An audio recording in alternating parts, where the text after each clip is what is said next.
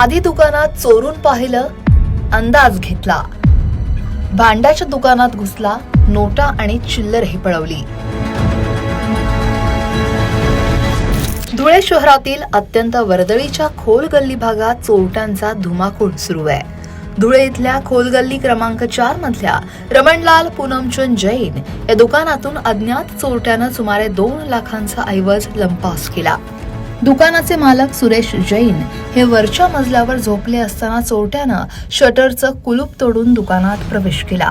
ही घटना पहाटे 2 वाजेनंतर घडल्याची प्राथमिक शक्यता वर्तवली जाते. माझं नाव जय सुरेश जैन. माझी खोल गल्लीत शाह रमणलाल पूनमचंद जैन भांड्याची दुकान होती.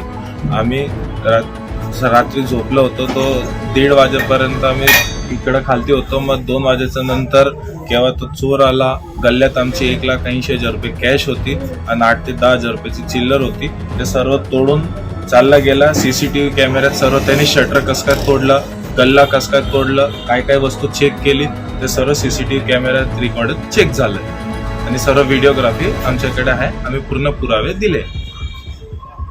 आम्ही सकाळी 7:30-8 वाजता पोलिसांना कळवलं. पोलीसची टीम फटाफट आली. सर्व डॉग स्क्वॉड, फॉरेन्सिक टीम सर्व आली. सर्व टाइम टू टाइम सर्व चेक चालू आहे. आता लवकरात लवकर पोलीस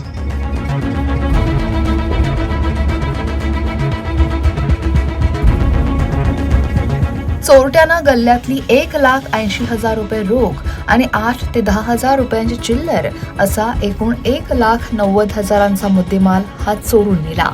सकाळी 8 वाजता मालक दुकान उघडण्यासाठी खाली आले असता शटरचे कुलूप हे तुटलेलं दिसलं आणि हा प्रकार समोर आला.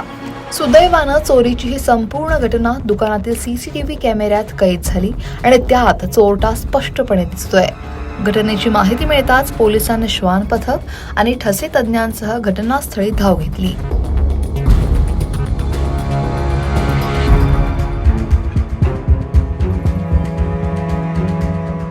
या प्रकरणी आझादनगर पोलीस ठाण्यात गुन्हा दाखल करण्यात आलाय. सीसीटीव्ही फुटेजच्या आधारे पोलीस आता आरोपीचा कसून शोध घेत आहेत. त्यामुळे आता आरोपीला पकडण्यात कधीपर्यंत यश येतं हे पाहणं महत्वाचं आहे.